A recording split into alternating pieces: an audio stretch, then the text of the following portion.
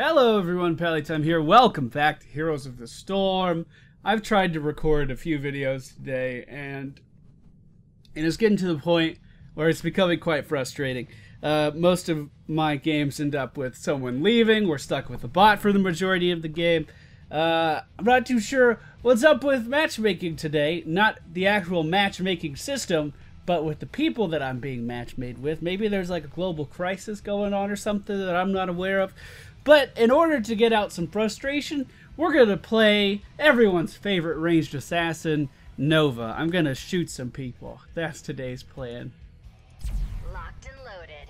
Alright, ladies and gentlemen, we find ourselves today on the Sky Temple. The friendly team, Kel'Thas, Johanna, Abathur, Jaina, and Nova. The enemy team, Falstad, Zeratul, Nazeebo, the Butcher, and Gazlowe. We have a warrior. They do not. They basically have 4 assassins and then a Gazlowe. Alright. I'll be roaming. Someone needs to soak mid. Alright, at level 1, we are going to be going with Ambush Snipe. Increase snipe damage while cloaked. This is going to make it so... No, I'm roaming. I just said that. Reading comprehension, everybody. Reading comprehension. We do have a Butcher and a Nazeebo heading up to the top. So Jaina does need to be aware of that. No reason for me to open up on them right there, simply because we know the Butcher could charge in on us and pretty much take us down. We're going to have to use our abilities according to what the Butcher does when he's in the area around us. For instance, like I said, if the Butcher decides to use his charge on us, we could be in for a world of hurt. He is going to be pushed out here. Our Jaina going very, very deep for that kill. I can't really do anything there with the zombie wall up, but we do secure first blood.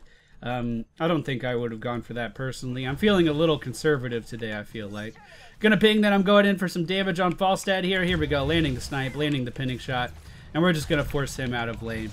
As Nova, despite what our Jaina said, you always want to be roaming around, trying to give your lane the advantage at any given time.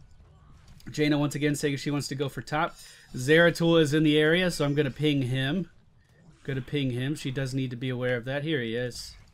Everybody see him? Does everyone see the glow? Gonna position so Nazeebo does not walk into me. And we should be opening up on him now. Here we go. Landing the snipe. Here comes the pinning shot. And we do take down Nazeebo. Now, the decoy. Will he think it's the real me? I hope not, because it's not. It's not the real me. Oh, Falstad landing right on top of me. And what do you know? The charge from the Butcher doing exactly what I said it would. Going to lock me down, basically make it so that he can kill me, and we are going to lose top. Now, we should just go middle. Just let them have top. We can take middle right now. Looks like Johanna is going to stay in there. They are going to force the Butcher out. Falstad, low on health as well, is likely going to be retreating. The enemy Nazeebo now going for that middle shrine. We are going to be taking Gathering Power at level 4. This is going to increase our ability power throughout the course of the game, assuming we don't die. Oh, we do miss the opening snipe, so let's just go ahead and leave the decoy out there, and I'll just scoot away. We got him off the temple. We're distracting him for the time being, and then we're going to re-approach from this angle, try to land another snipe. Here we go. Once again, the Butcher coming in with that charge is likely going to secure my death. We could drop a decoy and hope he falls for it. He's chasing me deep into tower territory, though. We are going to land the pinning shot and get a sip from the sippy cup, which is going to keep us alive, at least for the time being. He used his only sustain on me with that Butcher's brand, so we do actually have a bit of an advantage here. Kel'Thas landing a great tornado is going to secure that kill that we initiated, that we started with that snipe damage, and it looks like the friendly team now migrating to middle to work on that. We are going to be rejoining them. Essentially, the goal for today's build, we're going to be focusing on burst damage when coming out of stealth. This is not a decoy build. This is essentially just a walk up and kill the fuck out of the enemy team build because you're feeling frustrated and you need to get some aggression out. At the 20-second mark, the bot shrine is going to spawn, everybody. The bot shrine is going to spawn. If the Butcher goes in on Kael'thas here, which it looks like he is, we could try to help out. Landing that snipe damage, it's really all I could do, and now we are going to be forced to leave. We are hit with the Envenom, the Cleave. Envenom, guys, it's not that good anymore. Envenom is not that good. Now, this is probably the best circumstances for Envenom to work. Essentially, instead of dealing its damage over 5 seconds, it deals it over 10 seconds now, or 8 seconds or something. If you have a support on your team at all, you can heal through the damaging effects of Envenom. But that being said, both of these teams do not have supports at all. So, Envenom, I still feel like you could get a better talent at level 4 for most characters. A lot of people have been asking me to revisit. Hey, buddy. Yeah, see you later. A lot of people have been asking me to revisit Kerrigan, because Kerrigan used to rely on Envenom so much at level 4. They're wondering what I would pick for talents. Jaina in a bad spot. If I opened up here, I would die. So I'm not going to. 5 members of the enemy team up in the top lane. That means that they are not soaking middle. And we should have been getting uncontested XP. Kael'thas now roaming up here to make something happen. I don't know what he's planning. We do know Dezebo was at least in the bush. Not too sure where he is now. He has backed off. We don't really have a good team for taking Mercs. The only person really capable of doing that is Jaina and Johanna. How's our Abathur doing? He's doing okay. He's doing okay. This is why roaming sucks. I'm a Nova. Hi. Welcome to Heroes. I roam. Okay. The enemy team moving into the bottom temple now. We do see Zeratul just now leaving there. Can we open up and deal enough damage to the Butcher to be meaningful? Absolutely not with that atrocious positioning. We are going to have to back up, get the Sippy Cup, and then re-enter. Abathur, not having a top hat on anyone right now, is going to be giving it to our friendly Johanna. That snipe, I believe, actually missed everything somehow. We are going to drop the decoy just to kind of get them off of our case. Dezebo actually thinking that was the real decoy, so that kind of worked out in our favor. I don't think I'm going to be able to do too much here. Zeratul definitely sees me, so we are going to be backing up. And yeah, they're going to get that bottom temple. We can't push into here without a numbers advantage. And now Jaina going for those top mercs that she's wanted oh so very badly. Calling our Johanna up there to help her. I guess I could sit in middle really quick and get XP. We're close to level 10. That's another reason we can't push down into that bottom temple right now. The enemy team has their heroic abilities and we do not. So let's just stay calm and collected and try to get some XP for the team here. There we go. We are going to... I'm dead. Yep, I'm dead. We are going to be going with Precision Strike because it's the better ultimate. Why is Precision Strike the better ultimate? Because you can use it to zone out areas. You can wombo combo it with your teammates for that instant damage. Triple Tap does guarantee damage to at least something, but Precision Strike has more utility, and it just overall should be your pick if you're a confident, not competent, but a confident Nova player. That being said, all the challenges I thought we were going to be running into with the Butcher, we have run into. He probably is going to have his charge here any moment, and our Jaina does just scare him off. I thought, honestly, that he was going to commit to that fight. No signs of Zeratul is bottom right now. The Butcher heading down to bottom as well. Can we save him? I'm not sure. Let's go ahead and come in with that snipe damage. I'm going to drop a decoy in the bush. Hopefully Zeratul will think that is me. And we're just going to get some auto attacks in here. Not going to do too much else. Here comes the Precision Strike. We are going to force Zeratul back. He is going to use the Void Prison to lock us down. But he left his little pal Falstad here in a bit of a bad position. With a snipe, we are going to be able to take down Falstad. Okay. So in that situation, even if our Precision Strike missed, we were still putting both of those characters in a position where they were fighting us a lot longer than what they intended for because they were zoned out of that exit. That's kind of what I mean when it has more of a diverse use than Triple Tap. In my humble opinion, I know a lot of people disagree with me every time I make that statement. The Butcher, once again, in the middle lane is pushing that down. We do have middle and bottom shrines. Our Jaina still... Has she not taken that camp yet? She keeps going over there. We cannot engage yet. Here we go. Now we can. On the Butcher, we are going to deal all of our burst damage and take him down instantaneously. We do have 3 stacks of Gathering Power, which is not a ton, but with the Butcher hunting us down as much as he has been this game, it's a decent amount. We are going to open up once again with our burst on Falstad. As they are running away, a Precision Strike can potentially stop them, and you can see Falstad had to change his trajectory there. He had to go somewhere he did not want to go, which was back into our team. So he would either walk into the Precision Strike or die, or fall back to our team and die. It is a very, very, very good ability. At level 13, we are going to be going for Advanced Cloaking, move faster, and regen health while in stealth. There are other talents at this level range that are viable, but this is the one that I'm going for, obviously. Let's go ahead and drop the decoy. Oh, the wormhole action! So good. Unfortunately, Zeratul, I'm faster than you, so I'll just be leaving now, sir. Also, while we are in... Oh, but he blinked again. He blinked again, and I am going to be taken down. The enemy team coming after me this game. Coming after me this game. I have to worry about the Zeratul at all times, and I have to worry about the Butcher at all times because of that charge. Definitely making for an interesting match for me specifically. I mean, the Falstad and the Gazlo are really not too much of a threat to me. I mean, I should be able to kill a Gazlo before a Gazlo kills me. As long as I land all of my abilities, basically, is what it comes down to. Jaina's still up top. We did see the Falstad and the Gazlo up there. The Butcher now re-engaging in the middle on our Johanna. It is Johanna free week, and it is Aberthur free week. So it's been a little bit of an interesting matchmaking environment. A great ice block from Jaina is going to keep her alive, and now we can just walk in here and go boop. Take him down. End the life of the Falstad. Hey, isn't Falstad dead? I think he is. I think Falstad's dead right now. Go ahead and get this vision, then we can head down to bottom, or to middle, to try to help with that. Let's just throw a Precision Strike out here. That is going to deal a ton of damage to the enemy Butcher and allow Johanna to take him down. We are moving faster because we are in stealth, and we have already joined them down in the middle lane. We picked up vulnerability on our W. So basically, when we use our W on either a structure, a merc camp, or an enemy hero, they are going to take 25% more damage for 2.25 seconds, I'm assuming?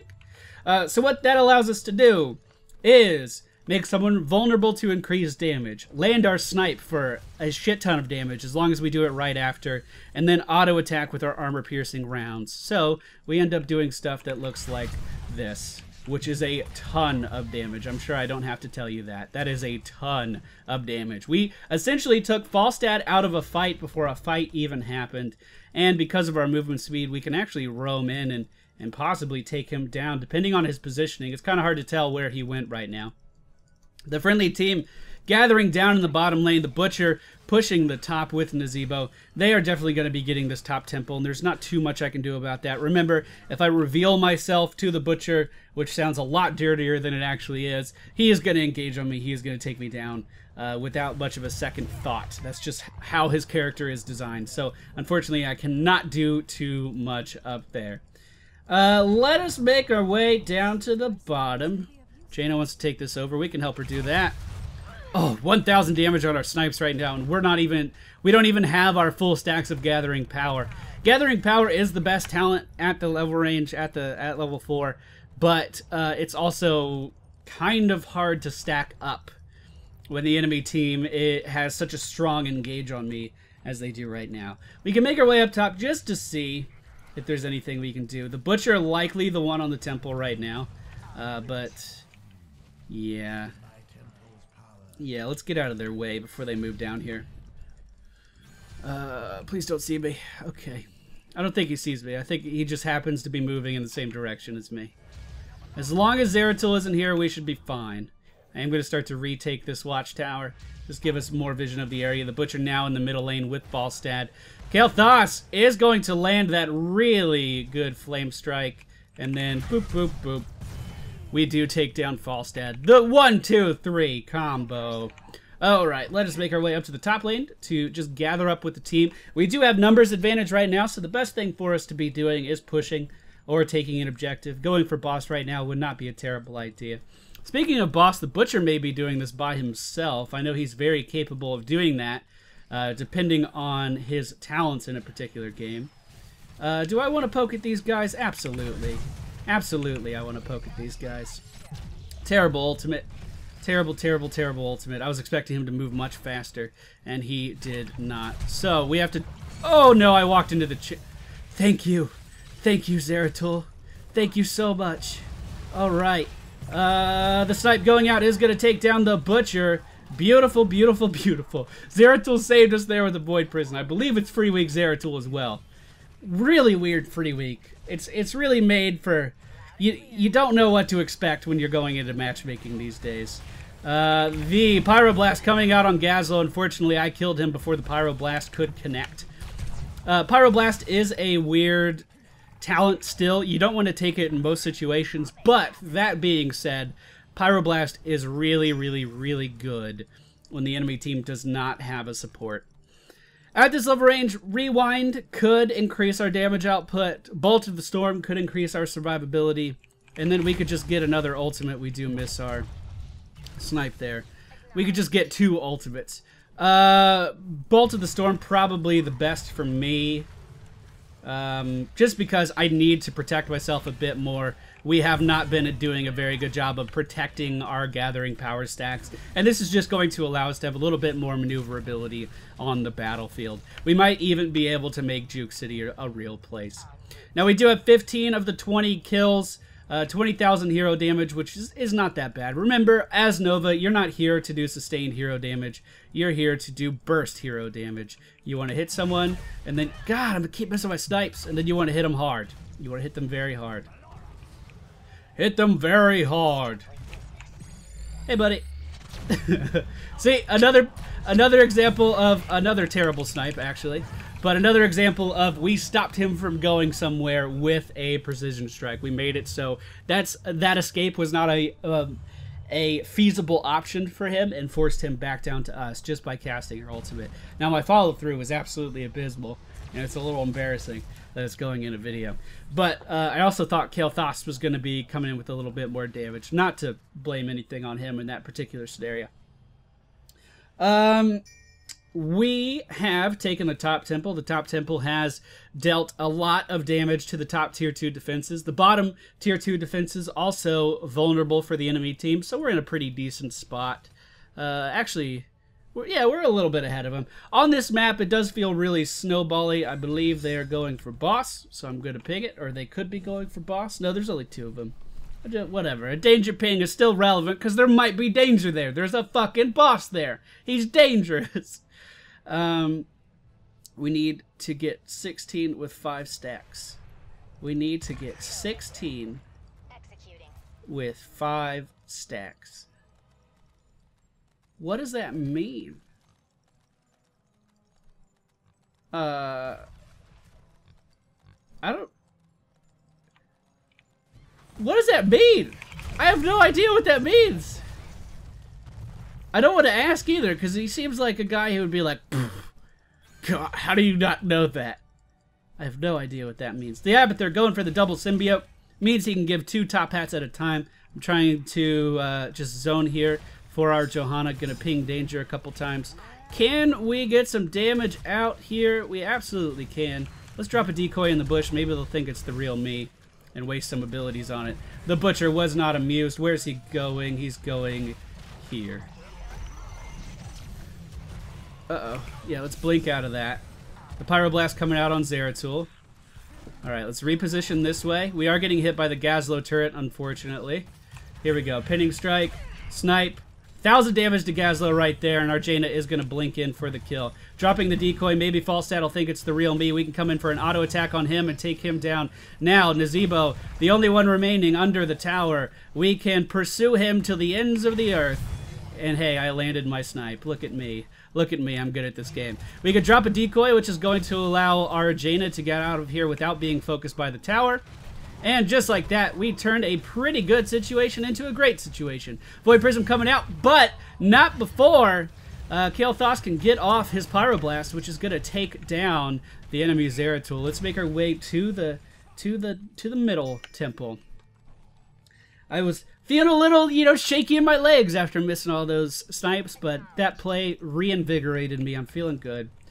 We are going to be able to gather this just fine as 5 members of the enemy team are dead. This particular temple is shooting at the middle structures, so it's going to have to go through a tower before it starts to hit that keep. Kael'thas making his way up top now, looking like he wants to go for that top temple. Let's just keep using our snipe, keep taking this stuff down. We do have 5 stacks of our gathering power, so we do have an extra 15% ability power. So we just need to make sure that we keep those stacks. Very, very important. You can see my snipe, even without being in stealth, dealing just under 1,000 damage right now. It's very powerful.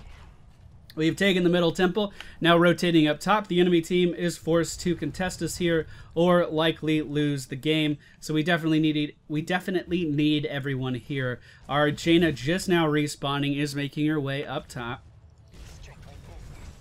Okay, so very likely that we are going to see the enemy team walk in here, or they quite simply just gave up. Nazeebo pushing bottom for reasons that I don't understand. Let's scout ahead. We are now dealing core damage with that temple. Looks like the enemy team just gonna lay down and accept this. Or are they really going for boss right now? Is that the master plan? They want boss? No. Okay. Hey, Falstad! Oh, I missed my snipe again! God! Whatever. With the Abathur copy, we are going to be able to take him down. We actually could not finish off the core at that temple. I really thought that was going to be a good game. Let's go ahead and throw down a precision strike on the Butcher there, which is going to ensure that he falls in combat. Now Nazeebo, looking for an escape, is going to zombie wall himself in. We could take him down with the precision strike. Here's a snipe on Gazlo for 900-something damage. And with that, we do take him down as well. Zeratul starting to take away our backline party members. What's up, buddy? 1,000 damage to the back of the head with that blink snipe. And now we are in a position where we can win the game as long as Johanna goes in and tanks the core. I can give her some decoys to kind of spread that love a little bit. The core actually not targeting the decoy, which is weird. So not my best Nova game, but certainly not my worst. We got 26 out of the 33 kills secured for the team. We did have 4 deaths, but the enemy team had a lot of engage, so that's kind of what you expect in that particular situation. Feels good to get a win after 3 losses trying to get a recording done. We weren't losing because of, you know, team comp or players' ability or whatever. I was simply losing because of disconnects on our side, which is always a very frustrating position to be in. But with that, we have unlocked the Golden Cyberwolf White Tint, which is going to look so good with this skin. Oh, I'm so excited.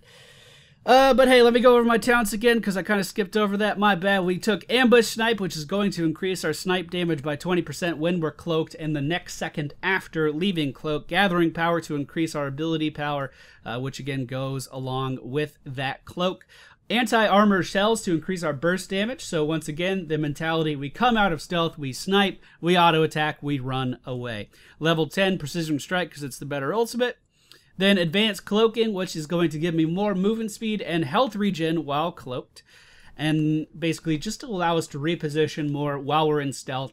Because this build is focused on coming out of stealth, dealing damage, and running away. So we want to attack them from these odd angles, and that talent just makes it easier to do that. Crippling Shot, which makes our targets vulnerable. So the combo then becomes you come out of stealth with the pinning shot, which is your W ability.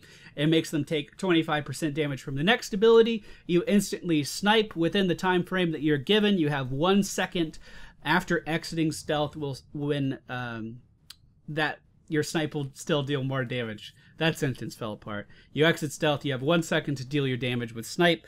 So they take 25% more damage than that, and then of course you auto attack again and then run away. And then at level 20, I picked up Bolt of the Storm just because I knew I would have to reposition away from the enemy team. But that's it for me today, guys. I hope you enjoyed today's video. I'm going to be recording a few today, so hopefully we can get a little bit of a backlog. And then tomorrow, I'm going to finish off that Overwatch video I've been working on. So, hope you guys enjoyed, and I will see you all next time.